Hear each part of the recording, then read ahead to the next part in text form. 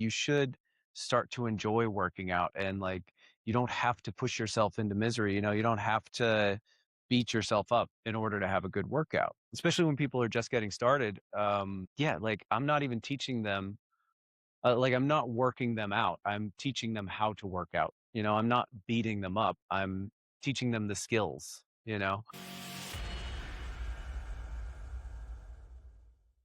Good. All right, guys, welcome back to another episode of Brotherhood Beyond Business podcast. We're here with Andrew Pollock, and today we're going to talk about him, his business, and get to know him a little bit better. Andrew, go ahead and kick us off with who you are and a little bit about you. So my job is a personal trainer and I get people stronger. That's what I do every day for a job. What else? I grew up in Northern California, moved here to Prescott, Arizona, 6 years ago in 2020. Had a lot of odd jobs through my 20s. And around the age of 27 or 28, I decided to be a lot more serious about life and got into personal training. And kind of it's been a journey for about that long now, about a decade. And yeah, So, what brought you to Prescott specifically? my parents planned on retiring here and I needed to get out of California. So I just went on my own in 2020. Before they had moved here, they were planning on moving here. And I moved here first and kind of just set up shop all on my own. It was definitely a leap. So it was good. It's paid off. I love Prescott. Prescott's my favorite place. Yeah. Yeah, I mean, it's definitely a place for me and Erica when we first visited here. We only made one visit before we moved here. And we made that visit like it instantly became home before we ever moved here, which is the cool part about this whole area is most people, especially if they've lived somewhere for a long time, they kind of know why they don't want to live there anymore. And they kind of know what they're looking for in their next place. We saw this obviously coming from Illinois, maybe the same stuff you were dealing with in California, where it just wasn't the culture of people we were looking for. And then when we moved out here, it's like, this is, I grew up in Iowa. So in Iowa, this is a lot more like Iowa people, but Yeah. just not where there's no mountains. At least there's mountains here and stuff to do. Yeah. So how old are you? 38. 38. Okay. So in terms of, so you've been doing I mean, you've probably been doing fitness more than 10 years, but what kind of brought you to personal training itself? Not really. I've been always interested in like health and wellness, I would say. But so I had some injuries, late teenage years, early 20s, was prescribed a lot of prescription drugs for mental, anxiety, depression, pain, all that kind of stuff. So the 20s was kind of a dark time in a lot of ways. And fitness definitely became the way of dealing with things in a healthy manner. And it was kind of a slow process. I gradually started coming off of all the prescription drugs and all that stuff that I was on kind of on my own. The doctor didn't help much there. And started running, doing yoga, just kind of balancing myself with exercise, like just trying to regulate myself with exercise. It seemed like the only thing that I could do to regulate myself. And yeah, so I got my personal trainer certification, just thinking that that would be something I could do for other people. It's like I could help other people get well because I got well. And yeah. And then slowly kind of transitioned through different forms of training to just now I focus mainly on getting people stronger and also getting people out of pain because everybody, as personal trainers, it's not in our scope of practice to like treat pain like a physical therapist or a doctor, but everyone has pain and we prescribe exercise. So I kind of look at everything through that lens of how I can, alleviate some pain with the exercises I'm prescribing because everybody's got it. Yeah. Yeah, I mean, this is my world is been strength and conditioning since I was 16 years old. So I definitely get that. The thing that you were kind of talking about there is Erica, when she was young, that fitness got her out of a dark time. She had an eating disorder and that really affected her, and then medication that she was on for a long time for the eating disorder kind of stuff. So that kind of resonates with that same idea that like a lot of people it can be, when you're going through things, you can get over medicated. But fitness is a great tool to get out of a lot of that stuff. I love kind of how you like slowly took yourself off medication. I'm working with Erica on some of her stuff to slowly bring her off the stuff they were on. Cause it's just like, you just have to be on it forever, even though there's Yeah. nothing that shows her is to I be was on it. told that. Yeah. Yeah, I was told that. It's just, something you're going to do for the rest of. And I've never been I guess some people can take a leap of quitting cold turkey off of things and jumping right into a fresh exercise routine, becoming a different person. But I've never been that person and I've never seen that so much with my clients. I'm always trying to just incremental change, trying to get everybody to look at the long, long, long picture. So yeah, it was a slow journey, and then one day I just woke up and I was a different person, and it's been really good. Yeah, it's that atomic habits concept, right? Where you just slowly change Yeah. habits over time. Yep. Have you ever read the book Chop Wood, Carry Water? No, but I like that saying. Yeah. So it's an awesome book. It's a parable about a samurai archer. And Mhm. so it's just a really cool story about how they teach the habits kind of stuff. But the conceptual side is what you're saying there is like there's really no quick path off because you might be able to jump off. You might be able to jump in, get away from something quick by jumping into something else. But usually that person then, let's say they go from a medication or something they're addicted to, then they go into like CrossFit and then become obsessive CrossFitters to the Yeah. point where they're so obsessive because they never learned how to like cope with different components. So I love your long-term concept that's like, hey, you've got to build skills as you continue to deal with the things that you're struggling with. Yeah. Yeah, no, there's the obsessive component of, I'm not dealing with my emotions, I'm using this other thing, to escape, so exercise becomes that, like, in early sobriety, and then there's just the fact that humans are subconscious beings, it's like you can't choose to change. You can't I mean, you can, and that's part of it, but you have to slowly build the habits up, your behavior becomes who you are over the course of a long, long time.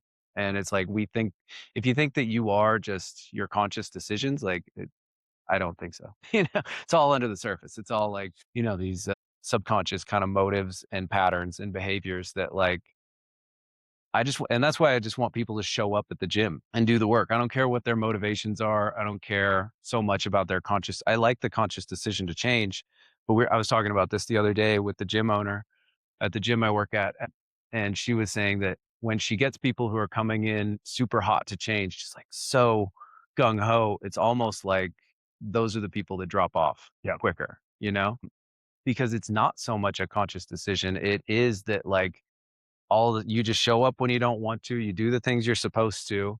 Somebody else tells you what to do and you just do it. And then a year later, you're like, I'm riding the wave. It's not riding me. And I'm feeling good. I'm a different person. Yeah, it's the client that I referred to you. I was talking to her daughter the other day. We went to Oceanside with us, and we were on vacation with them for a few days.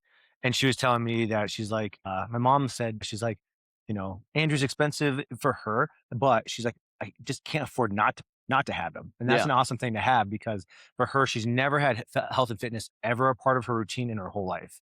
And so now at this point in her life, and I don't know, I'm not sure how old she is, but somewhere probably in her 60s.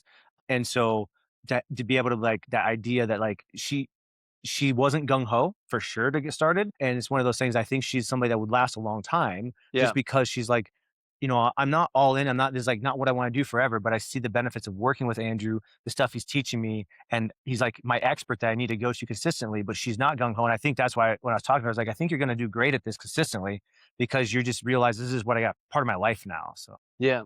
And she's also, what was I going to say? Drink real quick. She's also the type of person that because she's never exercised all that much before, she has an idea of it over the course of 60, 70 years. And her idea of it is that kind of pain and suffering and somebody barking orders at you.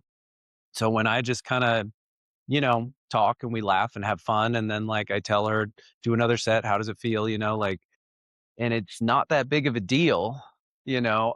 She realizes that it's not this thing that she's built up in her brain is not the reality. Like the reality is that it's just yeah, it's moving your body feels good. It can feel okay. It's not something that has to be pain and suffering, you know? I think a lot of people run fitness specifically because of all the culture trends and stuff is the people that you've seen, they built good bodies, they built themselves up to be muscular, things of that nature.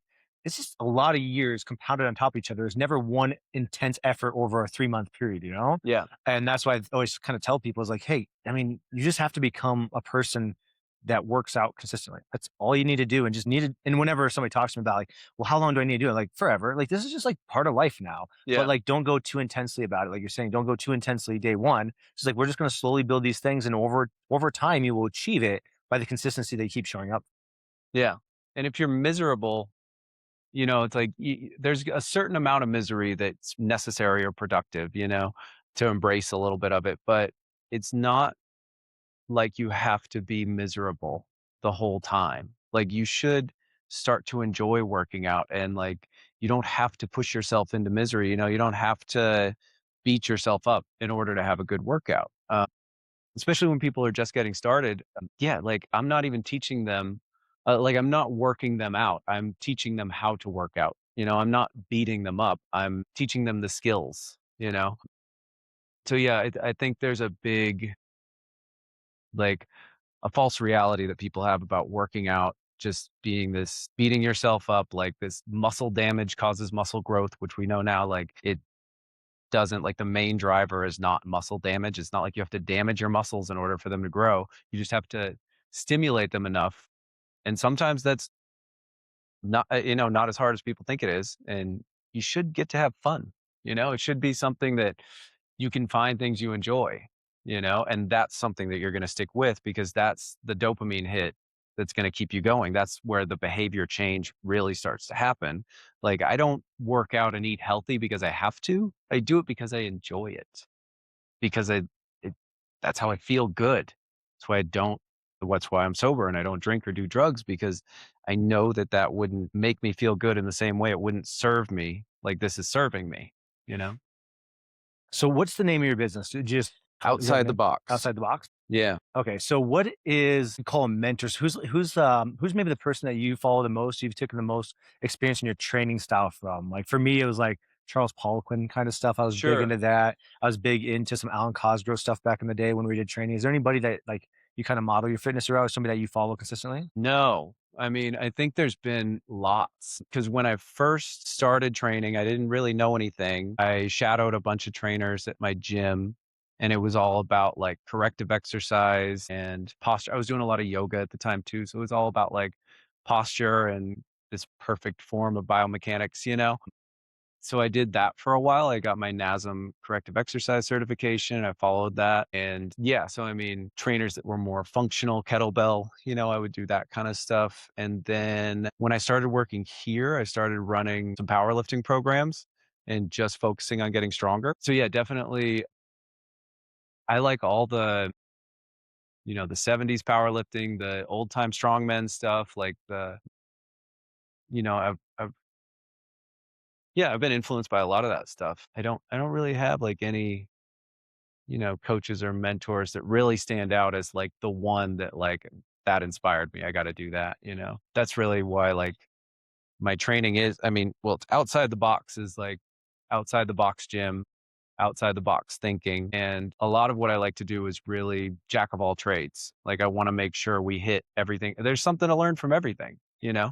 There's something to learn from powerlifting, bodybuilding, even, you know, a lot of the functional stuff or Pilates and yoga and stuff like that. Like there's a reason that these things are popular and people do them. And, you know, like, so I like to draw from everything that that I'm drawn to.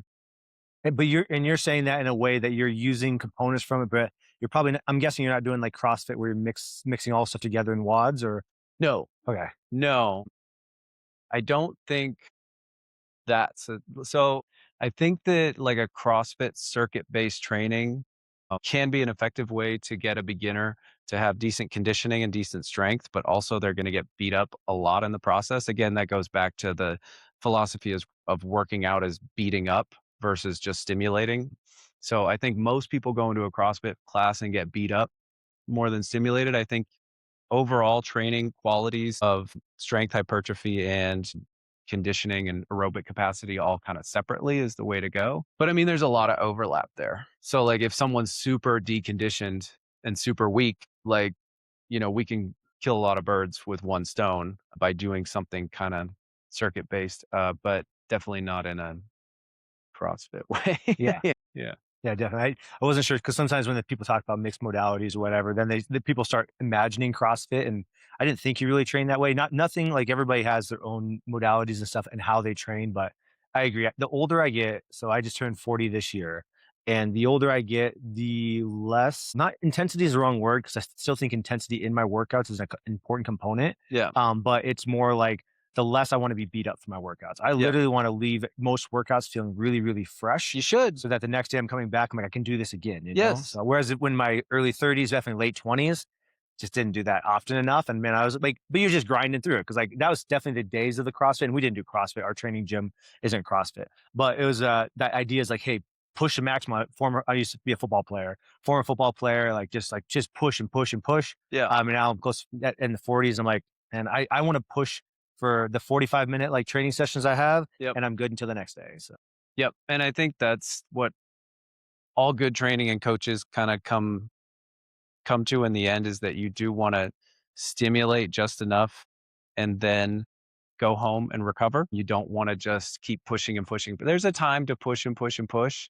And that's where, like, if you're doing a competition or, like that once in a blue moon opportunity, but you shouldn't be doing that every day. You should be thinking about what adaptation you want to occur. Like, do I want my muscles to get bigger? Do I want to get better at this exercise? Do I want to get faster or, you know, more endurance, whatever it is. And then you should do that enough to stimulate that adaptation to get you and it's going to be a tiny bit.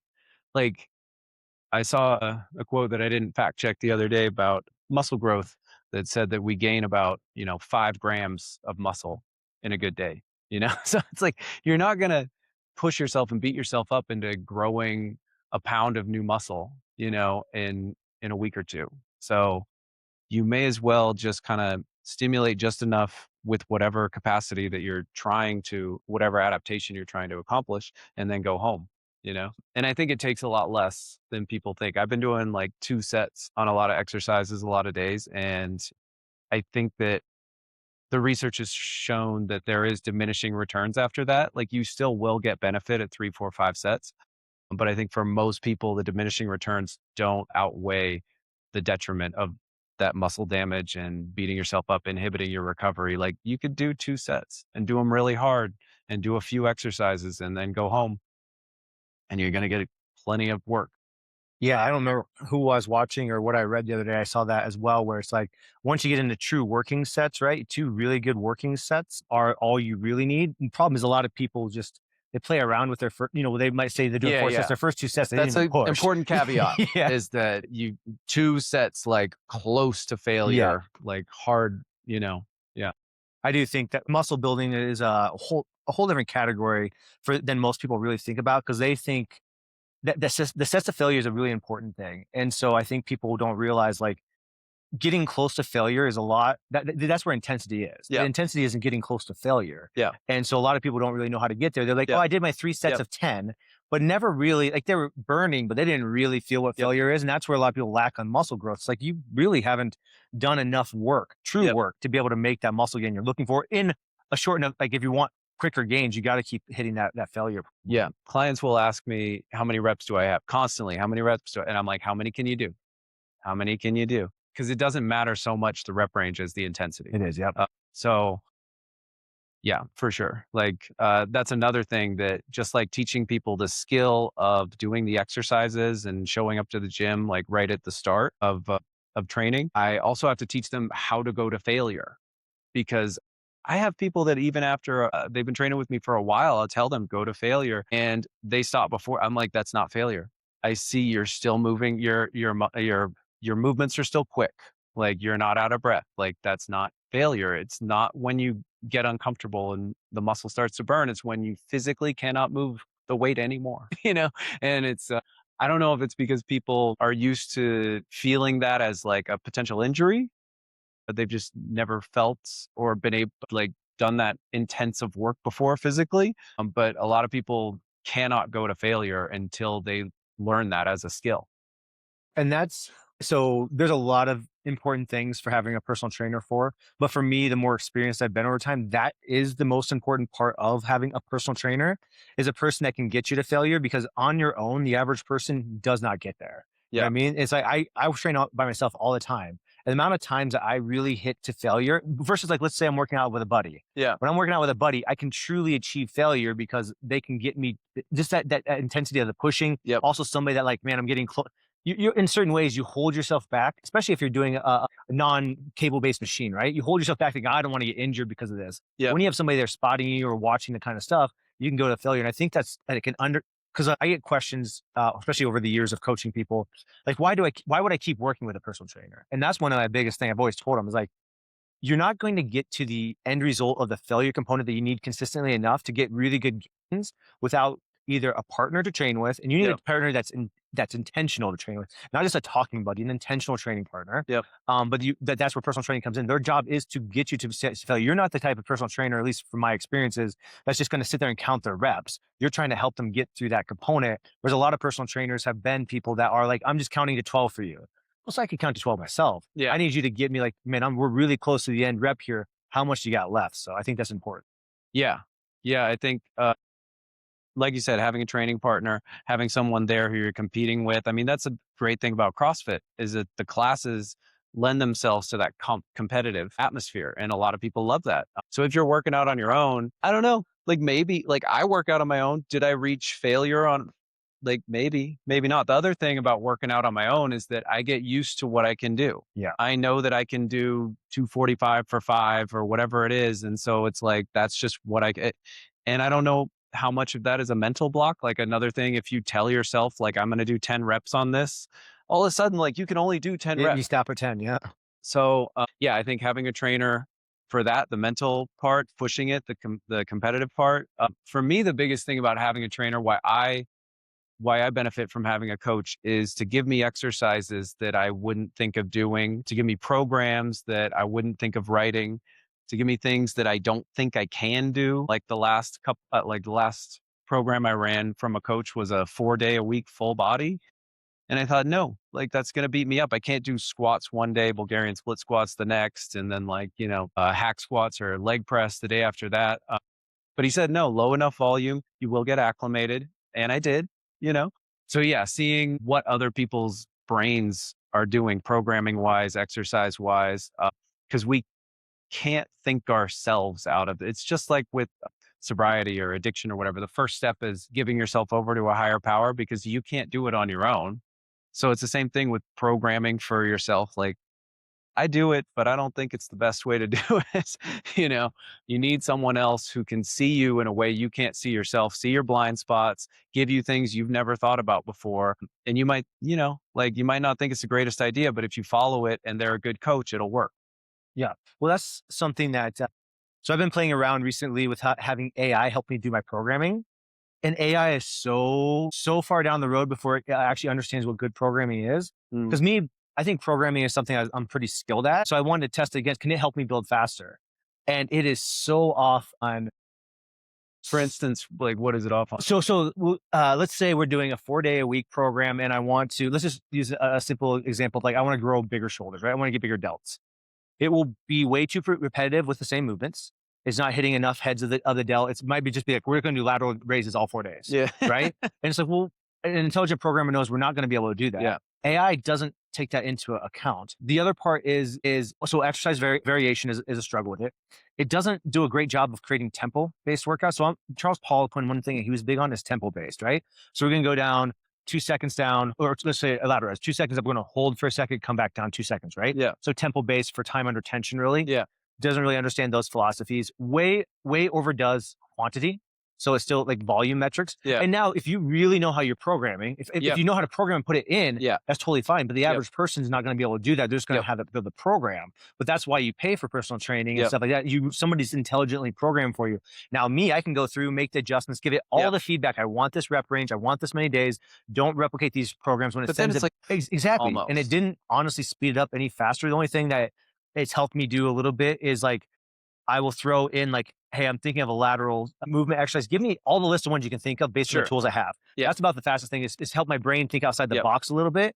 But it is one of those things where it's people like, oh, I'll just have AI build me a program. It's like, it's not there. And I don't know how long it'll be to be there. So I think that it's highly dependent on the information you put into it. So if like I ran 2 different experiments where I put in there like, hey, like I'm a postmenopausal woman, want to tone, not bulk, and whatever. It was like basically what a typical potential client would say, and it gave me a garbage program. But then I said something like, I want a high intensity powerlifting style program for building strength and muscle, and if I input exactly what I want, it'll give me good good information. But yeah, that's where like, yeah, it's not going to write you the best program for you because you don't have all that information to feed it, unless you've been like really down these rabbit holes studying this stuff for a decade, like we have. Yeah. It's going to give you, it's not going to pull from the right sources. AI is just, it's pulling from whatever sources you're kind of feeding it. So, and that's, yeah, I mean, I guess that's true with all technology. It is really. And that's where I use AI a lot in our businesses. And so it's one of those things, but like the most important thing for all the things that we do is we require everybody to prompt it a very specific way. Prompting AI is really important, right? But the fact is, I know I'm using AI to speed up how fast I'm doing things. I'm not using it as the builder of the thing, really. Yeah. And so it's the important that prompting like is like how we prompt it in. And if you're trying to build your own program, even nutritionally, if you're trying to have it build your nutrition program, Yep. there's so many other factors that it needs to be aware of. Now, it could possibly speed some of those things up if you really knew where you're going around it. If you input your blood work and your entire health history, like, yeah, you might get some good, specific information for yourself. But if you just put in like, hey, I'm a 38-year-old male who, wants to hit the gym, it's not going to give you the best program for you. Yeah, it is. Funny part is it the programs, the first few times I was doing it, their programs are going to beat you up, like really beat you up in the way that I'm like, but it's also taking from a variety of stuff. It's taking CrossFit workouts. It's got this such big variety of volume of exercise. There's so many, one thing we've learned over the years is there's so many training styles. And I don't know exactly which one is the right one or wrong one. It matters on person's goals. But if the thing out there just has all these training styles available, it just doesn't know how to like take No. the minutia of like, this is why we choose to do possibly before you do a big squat, we're going to do some activation beforehand, maybe some corrective exercise beforehand to get into that big squat to make sure things are going right. Also knowing that, man, you might have a history of lower back issues and we're doing a back squat and we're going to put you in a position where you maybe need to use a safety bar. There's so many Yeah. little things Yeah. that we know to put you in Yep. a position to be really safe. Yep. Yeah. 100%. There's no, what, I was going to dig into the idea. Do you do anything with nutrition with your clients? so I give people, I have a basic plan I've written out, that has a breakfast, lunch, dinner, and kind of which foods, like basically like it has like a Greek yogurt and a fruit and then like a meat and a potato or rice, like just how much people should be eating of each one. I'll give people, I'll kind of guide people on how to count their macros, count their calories in general, which foods to go for, which I try to just get people eating, basically fruits, vegetables, meats, dairy as like the biggest part of their diet. I don't give specific nutrition plans because I feel like it's a little too prescriptive, but I may do that in the future. Yeah. That could be something for you in the future. Like AI could be beneficial. Like, hey, I'm going to get a list of like, here's what macros and stuff I'm prescribing for this person. I'm going to get a list of roughly the foods they like put together. You could, as a technician side, throw that into there and spit out for them. We thought about that with clients a little bit too. It's like, hey, if they want to do like high level personal training, we offer a nutrition coaching platform in our business, and so we thought about that on the AI side. Like, we're just helping it speed up the spit out that they need because really individual nutrition programs is very time consuming to do it right. And then if somebody might not like a food, and then all of a sudden that becomes an obstacle. So we don't really do that, but we've considered the AI side of that. I will give people meal plans and general food guidance, help them count their calories and see if we should try to take them up, take them down. I don't try to get too prescriptive because I would rather someone get their blood work done and go see a naturopath, a dietitian, because a lot of times people have thyroid issues, they have gut dysbiosis and microbiome issues, and I can give them basic guidance there, but I would rather them see like a professional, Yeah. Yeah. And one thing for me as I've aged is hormonal profile is way more important than I ever thought it was. 20s, you don't ever worry about your hormonal profile really. Now at 40, I recently I'm on TRT because my testosterone is just crazy low for no real reason. And so the hormonal profile has been like you're saying is like, and that's helped me figure out a better nutrition plan, things of that nature, going through all that kind of stuff. My vitamin D, even though I live in the sun, I'm in the sun all the time. Vitamin D was super low, so I've had to start supplementing with that. So it is interesting that people need to just starting with the basic nutrition stuff that you said, like we're eating fruits and vegetables, get that stuff kind of in place, I think, first. Yeah. I mean, the reason I say that is like all your numbers are going to be bad if you eat like crap. Yeah. Like, you're just going to be bad. Yeah. But if you get a few months of eating correctly, and then you'll get a hormonal profile. Okay, maybe my vitamin levels are can be stabilized, so it's not like all your vitamin levels are off. So It's kind of a feedback loop because, if people are eating poorly or stressed out, then they're going to stop absorbing nutrients so well, stop creating all the hormones so well. So yeah, I mean, if you just treat one side of it, you might be leaving something on the table. It's best to really, I think, get your blood work done, get it looked at, maybe supplement with hormones, maybe not, and then also get your diet in order. But yeah, you just don't know what you don't know. Like I had a client yesterday who was saying, I don't want to be on drug, I don't want to take anything. And I said, like, well, I got my blood work done and I have super high ferritin. I never would have known that. So now I'm giving blood every 2 months. I'm getting rid of some of this iron, some of this ferritin, getting rid of some inflammation. I'm getting my free testosterone up, all from giving blood and changing my diet around, a little less red meat, more salmon. I never would have known that if I didn't just get like a $300 blood test. So yeah, I think everybody should do that because again, it's just like hiring a coach. Like we do it because we don't know what we don't know. And, that's why you hire people. Yeah. Well, like on that idea is like it's all it's just like you said, it's just feedback with like what's the big deal? If you have an issue with this, what's the wrong with taking some pills for it? Like I've never been a person that's huge on like I'm not going to take a lot of medications and stuff.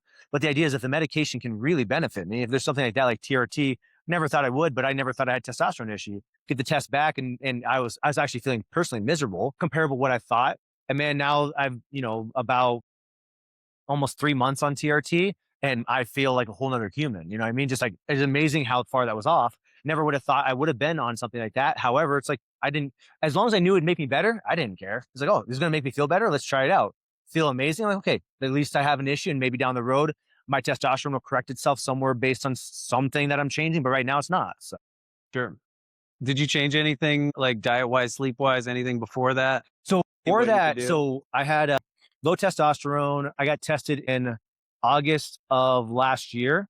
Testosterone was super low. So I went on a natural testosterone, which is enclomiphene, which is just to boost up your natural testosterone. But I also and I did that for 3 months to kind of see, and that took my testosterone up to like 1200. So I was like crushing it on it, right? I was like the Yeah. top level of Great. it. And so I was doing great. But also during that time, I got on a small dosage of a GLP-1 because I was really, I got up to 295, never been that heavy in my life. Just running 3 businesses. I was a little stressed out, just trying to like manage a lot of things. Yeah. But I was really struggling with binging.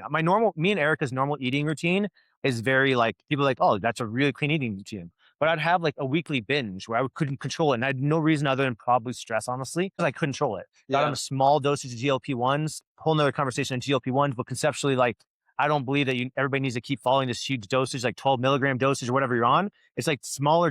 I just need to shut off the food noise. Sure. Once that was shut off, over from August till March, I lost 75 pounds. Damn. Not doing anything but the smallest dosage of GLP-1 to shut off that part of my brain. Yeah. All my training and all the other stuff was just that, and increased testosterone during that time too helped. So it did help out a crazy amount by being on but I just need to shut off that Yeah. component of my brain that was like, Yeah. you've got to have this food. Once that disappeared, I was like, my normal eating routine was really good. Yeah. I didn't even have to like change. I didn't have to track macros or anything. Yeah. I just eat pretty clean. Yeah. Testosterone was helping too, energy wise. But then I stopped the testosterone and went off of that from November until April. Got retested in April, and my testosterone went from 1200 and dropped all the way back to 248 again. Ooh. So it's one of those things like even with a natural, I just couldn't Yep. keep it up. Yeah. And that was the side is like, well, we're not looking to have kids. So since we're not looking to Sure. have kids, I don't need to worry about the TRT negative impacts of it. So, and I don't really care about balding because I'm pretty much balding anyway. Yeah. So it's not one of those things I worry about. So that's why I was like, okay, I'll try TRT, see how I feel on it.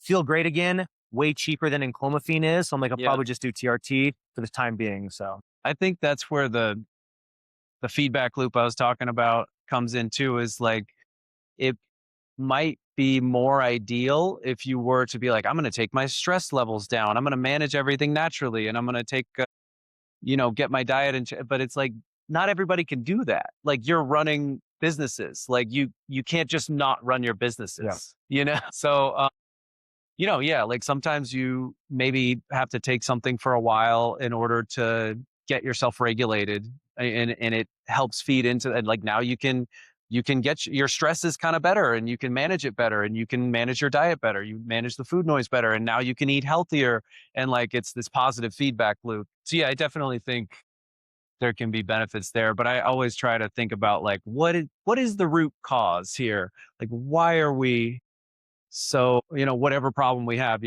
like yeah. Yeah, that's exactly. So I want to make sure we're conscious of your time because I know you got to Yeah, get going. We've got probably about 7 more minutes. sweet. I want to kind of go into, so, you're living in Prescott, you're loving it here, right? Yeah, What's kind of like, what's it look like for the future of the business? What does it look like for your future? What do you kind of, when I say yeah, future, I'm not looking like 30 years down the sure. road. Like what's the next 5 or 6 years? Like where are you going So towards? I just got married 2 months ago. I just got married 2 months ago, and we bought a small chunk of land in Prescott Valley. So we're gonna hopefully build a house in the next year, hopefully raise a family. And she is has a construction company. So It's awesome. that's yeah. My dad's a contractor, my uncle's a contractor, and so hopefully we will get that house built. We have all the resources. And business wise, I have a full schedule now in person, and I would like to. I spent thousands of dollars on continuing education last year, trying to better help my people. Programming around pain and just learning how to build muscle better and stuff like that. So I'm hoping that I can keep investing in myself and get better and better and better at my job. And I'm also hoping that I can have a significant amount of online clients and online programs so that I can, yeah, maybe, I don't know, maybe have the wife not work at some point. That would be great. Yeah, and scalability too, right? Because Yeah. like the one thing about personal training, physical therapy is you're Yep. trading time for hours, and It's just me. it's just you, and Yep. the only way for you to scale is really like, okay, more time, which just becomes hard with a family, right? Especially if Yep. you guys end up having kids. And the other component that becomes hard is like, otherwise you got to start charging more per client, Yep. which is always doable. Then it makes it harder for people to afford over time Might be a too. luxury service. Yeah. Yeah. So I do think like it's a good concept to go to that and be able to get people in a good position. And when you get down that route, if you need any help, like we've done a lot of online stuff. Yeah. Would love that. So I'd love to be able to. Yeah, you can pick my brain all you want about I would stuff. love that. But Yeah. I lost him. I didn't know you got married. So congratulations. Yeah. Yeah. Super How stoked. long you guys been together? Couple years. Couple years. Yeah. Married a couple months now. She's great. And yeah, man, just trying to live life and do all the things you're supposed to do, Yeah. you know? So where can people find you? Like what's Uh, all you so whatever? outside the box personal training on Instagram and Facebook. Find me at All Athletes Welcome Gym in Prescott, Arizona, and outside the box personaltraining.com. And yeah, that's I'm on Google there at outside the box personal training for Prescott. Yeah. Awesome, man. All right, guys. Thanks for joining us for another episode of the Brotherhood Beyond Business podcast. Talk to you later. Hit subscribe, turn on notifications, and stay locked in. Brotherhood is more than business.